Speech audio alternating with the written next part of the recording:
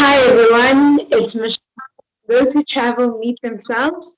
And today we are in conversation with Lindokuhle, who has read Those Who Travel Meet Themselves.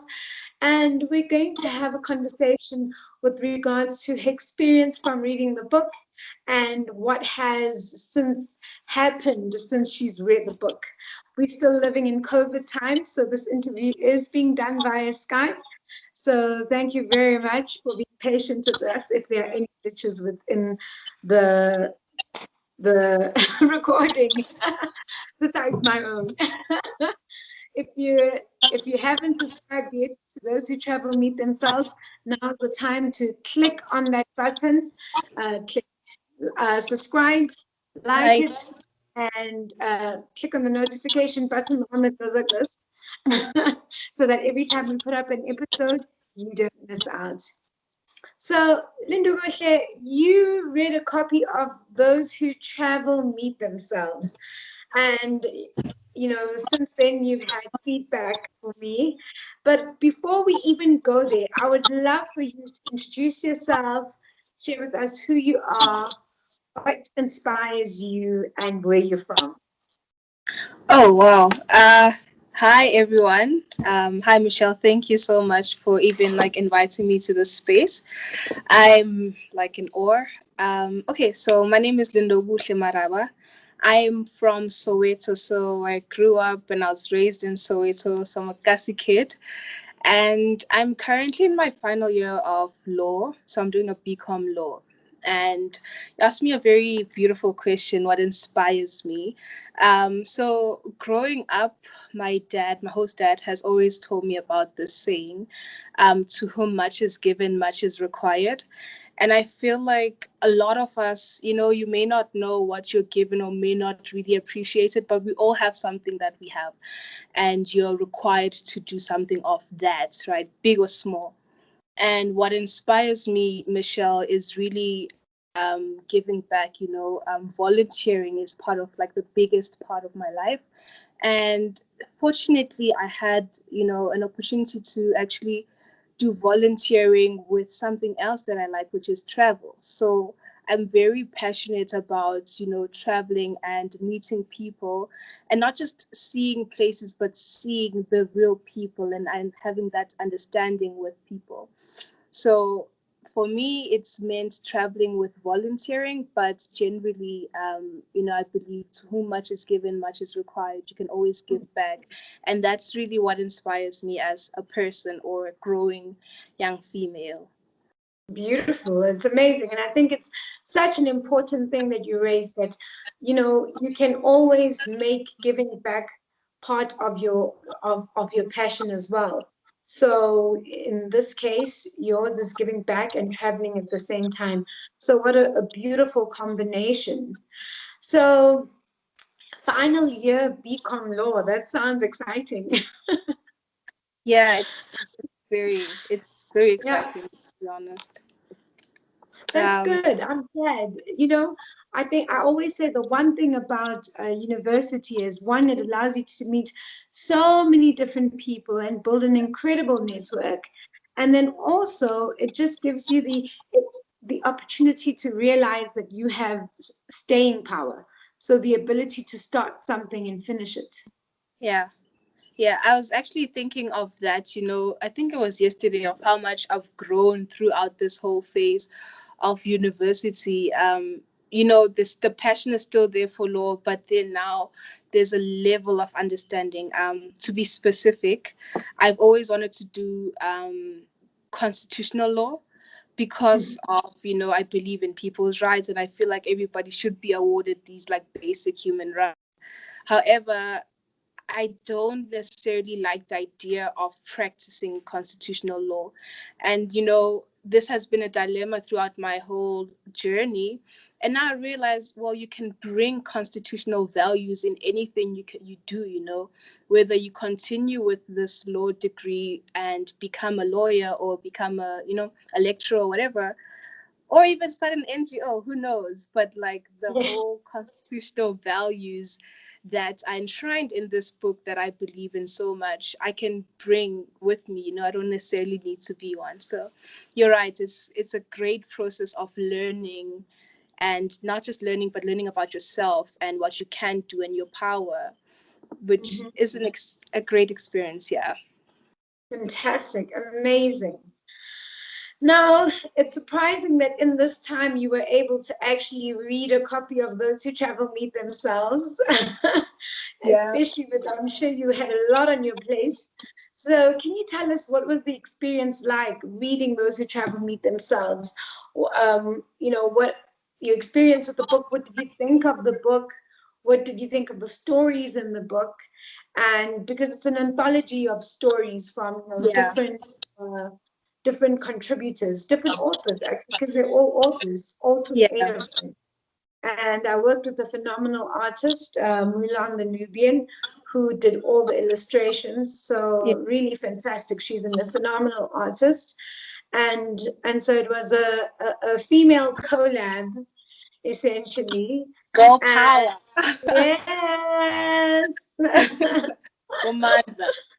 you know this. Yeah. So basically, my, what was your experience? What did you get out of the book?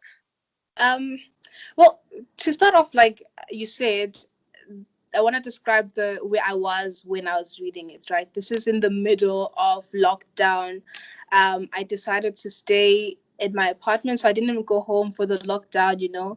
So I was facing a lot of ups and downs, with my emotional states or whatever, with school being so new. It was his first semester before we got, into the vibe of online learning. And I remember I started reading the book, and it was just like, what I needed, because I was very um, low morale, just trying to stay positive. But it kind of did this amazing thing where it reminded me of my why my sense of purpose, and where I started really in like trying to understand myself as a person.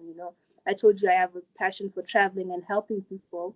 And the fact that it was people like me, Michelle, you did an amazing like angle at this, right? It's not only people that travel, but it's Black people, it's Yeah. people from Africa, it's people with stories like my own.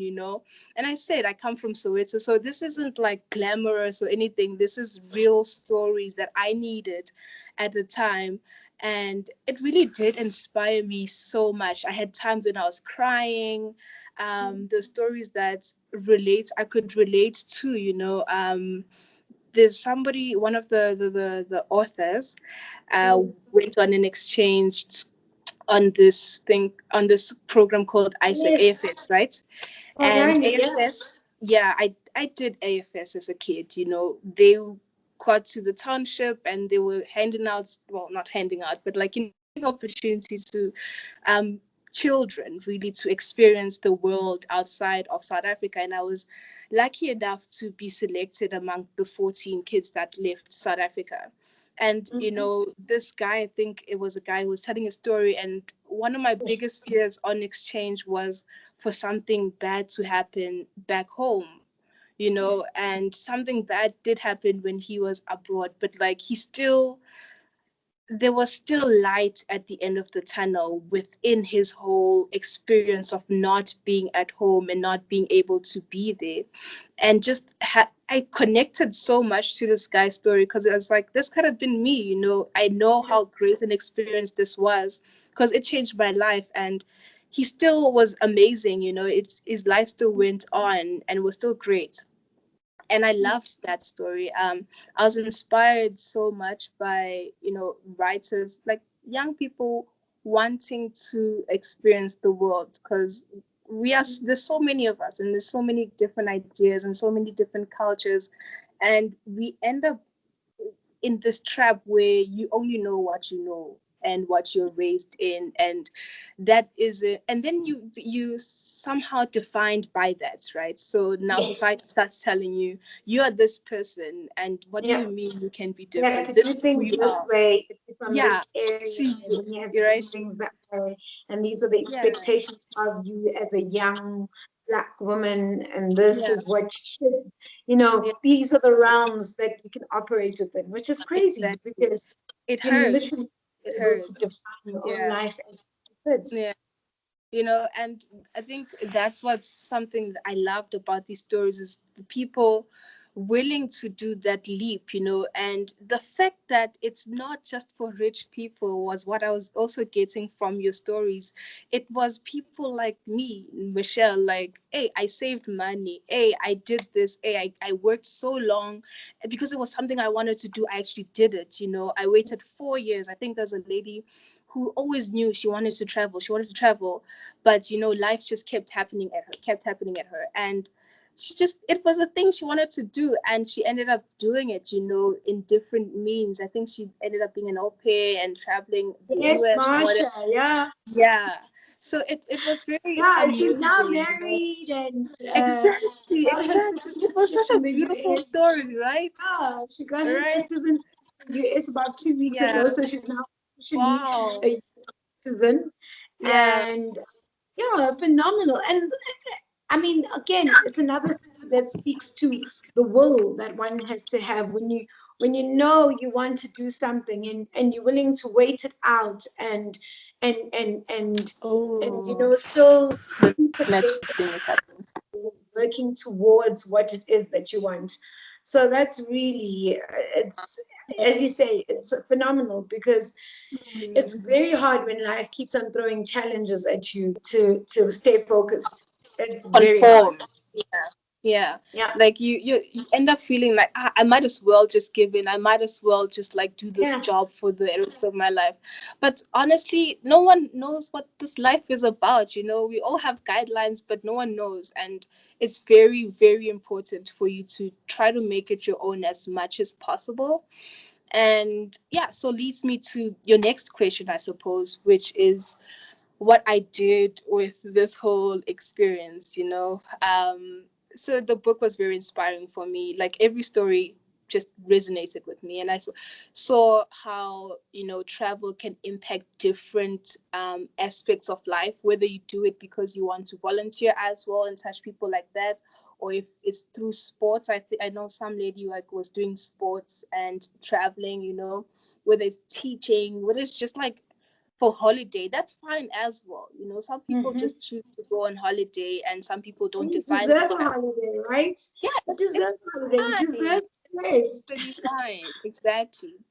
And yeah, so I last year was tough on everybody, and I had my friends and I actually was like, yo, and year end we're gonna go. So throughout we're just trying to plan, trying to save money as much as possible. um I mean, if you're not doing the anyway, the illegal things, it was pretty easy, to save money, I mean, Oh, during like lockdown. alcohol and all of that. I like how you say the illegal things. I'm like, what are the I wanted illegal to things? describe. Oh yeah, buying alcohol in the because it's so expensive, it's crazy. Yeah. Anyway, yeah, if you were not doing that, trying to force things, then like I found it to be easier than it would have been in a normal year, because there's so much things you do throughout. And towards the end of the year, my friends were trying to decide where to go, right? Some wanted to go to Cape Town, some wanted to go to Northern Cape, others just wanted to stay here in Gauteng, because that's where we are. And I don't know, I just felt like, I didn't want to go to Cape Town because everybody was going to Cape Town, and there was a lot of corona issues going there. I was just, you know another thing that's a reality is the whole virus, if you want to travel. So I didn't feel like putting myself in a position where I could get COVID. It just Yeah. felt like, it's government only allowed Cape Town to still be operational because of like economic reasons. There's a big economic hub for our country. So Yeah, I don't know. especially I won't get tourism into wise. Yeah. politics of things, right? Hmm. So I still needed to go though to like see South Africa, because in the beginning I've always been fascinated about South Africa. I had an opportunity, so many opportunities with ISEC, with AFS to travel at very discounted rates, if not for free. So I never really, really got to travel South Africa per se, Yes. and that's been one of my biggest wishes. I want to also go and say to like Tanzanian people, oh great, go to Mpumalanga. If you're gonna go to South Africa, go to Gaskop. It's amazing. I also want to have that experience. I can read It's so about it, sure. important. It's so Yeah, important out there because it's so. I always say, you need to know your country so that when people say, "Where's the best place to do this?" and you can actually give them an informed yeah, answer from yeah, your experience. yeah, And so it becomes so important. Exactly what you're saying. I yeah, absolutely agree with you. Domestic travel is so important. It yeah. opens your eyes. It also allows you to realize Mm, what is going on in the country, the different socioeconomic factors that also Facts, exist in facts, different places, facts. and also Yeah, just realizing sometimes your privilege in comparison to people in other places. exactly. So I absolutely agree with you Yeah. because sometimes we place too much, what you call this, prize on being able to go to Paris or wherever, but we You don't know leave South anybody there. Africa not even knowing where, Yeah, oh, Krabbies is, yeah. you know? That's true, Michelle. And precisely what you just described, I feel like my story will be a repetition of what you say, the whole, yeah, I've never been there. I read this quote, or it was a meme saying, um, foreign people usually know more about your town or your country more than you do, because you take it for granted almost. I could always go there, but you never do. And what you just said about meeting the people was really a highlight of my trip. Okay, I don't know if I said this, but I ended up taking a solo trip to KZN, in Sodwana Bay, and this was like a whole other experience, a whole totally new experience. I went there by myself. I Hmm? planned everything ahead of time, and What the made you aspect. decide on Sodwana? What made you But decide on Sodwana? oh, because it was, I heard about it from a friend. Honestly, they told me about it not years ago, but like 2 years ago or a year ago, right? And it was something that wasn't Durban, because Durban, I remember going to Durban for a debate tournament, and it, I don't know, I wasn't as excited about it. I felt like, man, it's overrated. Also, like, we keep going to Durban. Like, if you're from Joburg and you're going out of Joburg, you're going to Durban. Like, that's standard. That's And I was most like, Gautengans. Most Gautengans, if they leave in Joburg, yeah, they to you're going to KZN. Durban or Cape Town. Yeah, exactly. So I just wanted to still see KZN because it's so huge, Michelle, but not go to Cape Town, to Durban rather.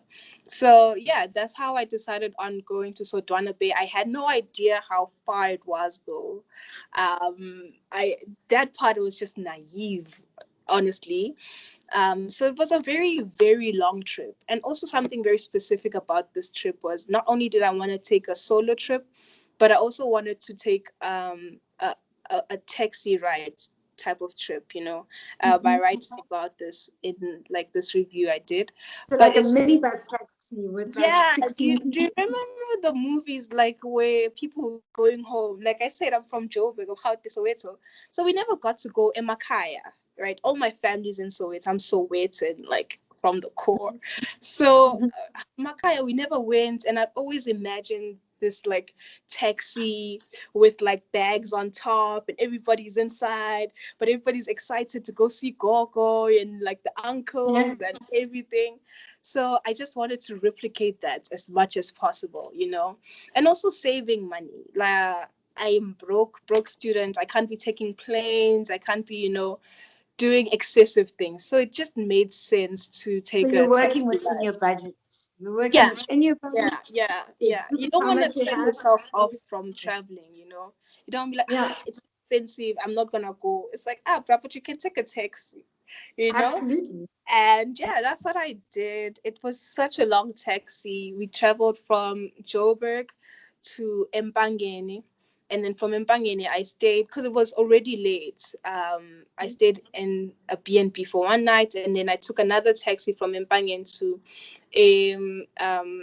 Sodwana, right? Sodwana Bay, right? Mbazwana is the name of the town around it, but Sodwana Bay was where I was going, which is like a 10 rand taxi from there. So Mm-hmm. just that whole experience, Michelle, like you said, I knew there's rural areas in South Africa, but I didn't know rural areas, what they looked like. It could just be a little room in the middle of nothing, and others it's just huge houses, and you're just thinking there's so much diversity and there's so much inequalities that you see in your countries, when people strike for water, when people strike for toilets, you wonder, and like, where's the toilet? I see the house, but like, where's the toilet in this yard? Why is the roof so bad? And I got a bit emotional just thinking of the privilege I had. Like, yo, dog, it's bad in Soweto, it's really bad, but it's not this bad. We never went without water, we never went without a toilet.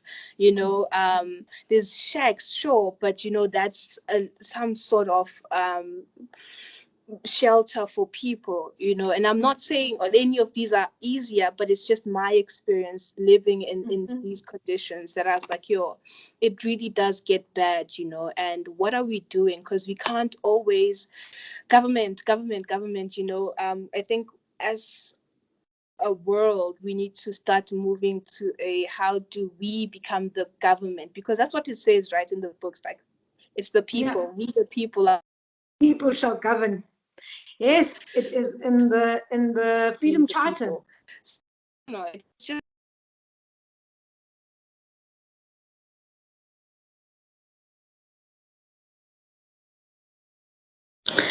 Lindokuhle. So now you've traveled through from Johannesburg on a taxi. You've slept over in Empangeni, and you are continuing to Sodwana Bay. And of course, you've seen all the different, you've literally moved from the city of gold all the way through to like the rural areas in KZN. What was that experience like? And once you arrived in Sodwana Bay, what were the people like? What was your experience there? mm, um so like I said, the experience was just amazing. Everything to me was so new. Just the rural aspect or the realness of it. And so I get to Sodwana, and literally the first thing I experienced was the warmth of the people. So I had no idea where this. So I was staying at this camp. It's called Camp Jonathan, and it's Hmm. basically chalets for people like backpackers. And just if you're not trying to spend money, it's the best place, right? And they had this great special. They have great specials as well. So the first thing I get to was the safest place for me, which was the beach, because I thought, okay, you go into this beach, there's like guards there, and if I need anything, if I need to recoup, there's people. So safety was very important to me. And yo, Michelle, everybody was so welcoming. Everybody was so like they wanted to help me, and you never get that in Joburg. We're not angry or mean people, but you never get if someone's helping you, it's like, yeah, yeah, let's just get it out of the way, right? Whatever. You're inconveniencing the person, or you feel like it. And it didn't feel like that at all in Sodwana. I got there, was held by the guards at the beach to locate where exactly Camp Jonathan was, because there isn't any Uber, any like transports, Mhm. how they travel is if you have a bakkie, you offer it to somebody else. Whoever's in the bakkie gets 10 rand for whoever he picks up and down that road. So, and also there's like one road, main road. Anyway, just that warmth, right? And on my way to where I would be staying at Camp Jonathan, I had to hike. First time ever hiking. I was so scared. Dude, I was just like, okay, it better go well. Like, I'm not trying to get into a car with someone dodgy who'll decide, yeah, she doesn't know this one. We'll go to my house instead. Those are the fears that you go through. Yeah, And those are all things coming up. You're female, yeah, traveling and I'm so alone. You small, worry Michelle. about Like this little thing. True. Yeah. So this guy, his name is Iman. Sakile, and it was his dad's Baki, I guess. So Sakile's young guy, my age or a bit younger, 1 year older, and he was just like, "Oh yeah, let's go. I know where you live. It's down the road," which is kind of dodgy as well. But his friend was there as well, one dealer, and they were transporting other people out of Sodwana to town, to the main town in Bazwana. But they went out of the way. They didn't have to drive me into Camp Jonathan. They didn't have to wait for me to check in. He even asked, like, "Dog, are you sure you want to pay all of this? You can crash at my house." And to me, that was like red flags. Like, what? Like, But no, I'm fine. you know but as my time in Sodwana like went on, I got to hang out with Wandile and Sakile a lot, and their female friends, girls just working around the town as well. They're also not from the town, so I could see this is how the people are. They genuinely want to hang out, they genuinely want to help you.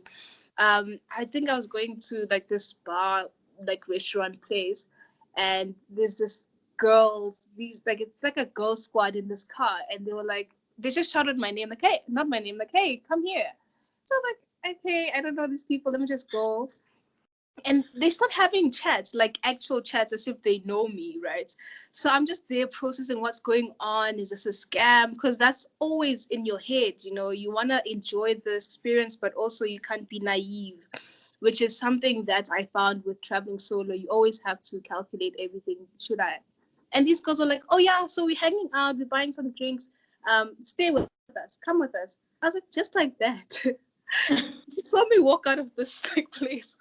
That's all you needed to decide, yeah, she's fine to come with us. She's like, "No, we're just going to the beach, man. Come hang out." I was like, yeah, that's never happens. So yeah. that aspect comes back to your book. The title is "Those Who Travel Meet Themselves," Michelle, and this. I believe in that, and it's my experience. And I'm a very quiet person.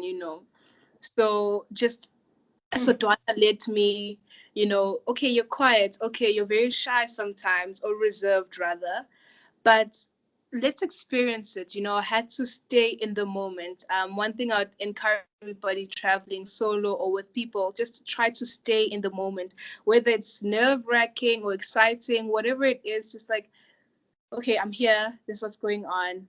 Let's just, what does it feel like? What's this experience? I've never had this before. And that helped me a lot. I could have said no to hanging out with everybody I met, um, particularly the girls and like the crew. I call them the crew, right? So I could have just Yeah. said nah when they're like, "Oh, we're having a party." But I was like, okay, you know what? I went earlier to this person's house. I can text my friend. My friend and I have this Apple thing. So I sent an Apple emoji every 1 hour. It's okay. It's okay if it's green. But if the apple's red, I'm not feeling safe, okay? So something must happen. I have That's to really either have to cool. move away from that situation. Yeah, it's great because it's also not pressure. She doesn't always have to be checking on me, but I also have somebody knowing where I am and what I'm doing. I like So that system. that experience was nice because I could relax. And once I was relaxed, Michelle, I was partying in a rendezvous. What? Like, what? Girl. I know that's not even a thought you have. I've never thought of this experience where you're having fun and then you have to go to the bathroom. It's there far. It's dark. It's in the rural areas. It's a whole mission. So that whole partying experience, I mean, I've been in uni. It's been parties throughout, but it's never like that. That was something I appreciated so much. Like, you will never find people talking about how it was so fun partying in a roundabout in Joburg. So Yeah. I loved that. And towards the end, obviously, I had to go back to Camp Jonathan, but the girls were like, "No, just stay over. You can stay by our place and whatever. You don't have to pay so much." They were so like fascinated, or maybe because we connected with, "Hey, bruh, I'm also just me," and they'd be like, "Ah, bruh, you don't necessarily need to stay in an accommodation." And something that I loved is this: how you build relationships. That's how you build friendships. Next time I go to Sodwana, I've figured out I don't need to take 2 taxis all the way to Mbangeni. I can just go to the Sodwana Bay just as is from Joburg. And two, I don't have to book accommodation. I have friends. We still talk every day. I think I've spoken to at least one of the people of like the crew since I came back last year. And it's just normal chats, like we've been friends forever. They talk about coming to Joburg. Like I can host you. I live in Soweto, you can stay in the back room or whatever. Just come home. You sleep Yeah. on the What's floor if up? you have to, Yeah. Yeah, that's another thing about, traveling or going to Sodwana. Everybody was so friendly and I appreciated that so much. Mm-hmm. And it taught me a lot about myself, just putting myself out there and, recognizing which I'm nervous, I'm scared, but going out there and talking. Like I always have to tell myself, talk to people. Why are you quiet? Like engage. And look where it brought me. I have a whole squad of friends in a whole totally different province. It's Amazing, amazing. right? Yeah, Yeah. I love that. And I And wanted to say this. Yeah. yeah, you wanted to say this? Continue, sorry. Last part, right? So I'm Zulu, Lindokuhle, and my dad is Zulu, but I've grown up in Joburg my whole life. And Yes. every time people are like, we're going back home, I never got that. And the type of Zulu that's described by everybody, literally, and I may have myself, is this arrogant, angry person who does like hates everybody. Like, you either address them in Zulu only or you don't talk to them at all. But I would speak Sesotho and they'd be like, oh shoot, what did you say? I know Sesotho. And then someone would say one word or 2 words in Sesotho. Yeah. And they were not at all angry, the stereotypical Zulu person or Zulu attitude that's given or that you experience in Joburg. That's not true. And you Mm. don't see that unless you go to where they from and actually see like, so Anna Lulaga. I Mm. think that attitude has a lot to do with sometimes trying to cope in a place. Mm. When you're trying to cope in a place, sometimes you feel you have to hide who you are Got it. and Yeah. put on a bravado of how, you're not to be messed with so that, these Joburg cats don't mess with you. So Yeah. I Yeah. think part of it, especially on people put that on because of the hardship of Sure. readjusting as Yeah. well. Yeah. You come Yeah. from an area where people care for each other, and then you meet a few sharks in Johannesburg, and you're like, what? True, true. You can see it's a very like defense mechanism because even within the softness that I experienced, there was still that, yeah, I'm gonna be kind to you, but don't don't play on my head. That pride is still there, but it's not rude, it's not arrogance, it's just the Zulu pride that people like, oh no, it's just Zulu pride. But no, there's a beautiful version of that. There's a kind and welcoming version of that. And we don't Yeah. have to accept this person who stays angry. So I like that. You can learn about yourself, about your culture, where you come from, even through traveling to, just 6 hours away, you know? Yeah, Yes, absolutely. it was very And cool. so Yeah. Sodwana is famous for its beaches, for its scuba diving, for its snorkeling. Did you get a chance to do any of that? Yeah. Okay. So this thing. Okay. I think we all know this. I'm traveling on a budget, but I always wanted to do scuba diving. But when I got there, it was raining, kinda, so I couldn't take the lesson. And then the next day, when it was kind of okay for me to do it, I only had a day left in Sodwana, so I was gonna leave the other day, and Yeah. that would have like messed with my plans of going back home. So I decided to do snorkeling. I was like, okay, cool. This is like just as much experience, and I don't know what it is. Actually, I don't know what to snorkel looks like, right? And then I did that, Michelle. Yeah, it was just mind blowing. There was this group of scuba divers below us. So we just had to follow around where they were going to see like if the fish was there. And they're just like schools of fish, like beautiful colors. You see, okay, it wasn't up close, but it was like right there. You're Oh, in its world, amazing. sort of, you know and a lot of turtles was just like swimming around us. And one thing that I loved, and I don't know if I could express this properly, but when the scuba divers are down there, there's air bubbles coming up, right?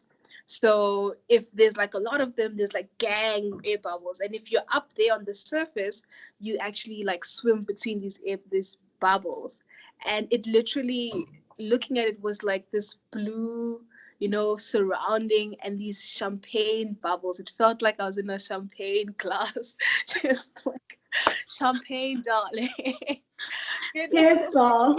Oh my God. I was like, I get why slay queens love champagnes, guys. I get the bubbles. I get it. But I love your version, though. I think that's excellent.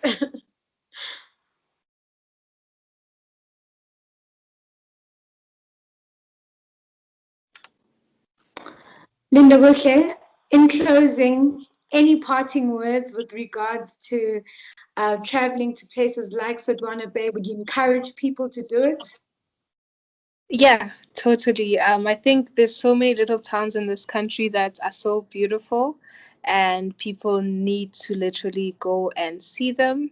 But also above that is like you get to have this whole experience with yourself, and especially if you didn't travel by yourself as well, you have this experience that you with yourself that you develop so much knowledge about yourself, and Mhm. you can't buy that. You can do other things, but you have to live through certain things to learn certain aspects about yourself. So I would definitely, you don't have to go far. So yeah. Well, thank you so much for sharing that with us. I think it's definitely a great take home that you certainly learn so much more about yourself when you travel.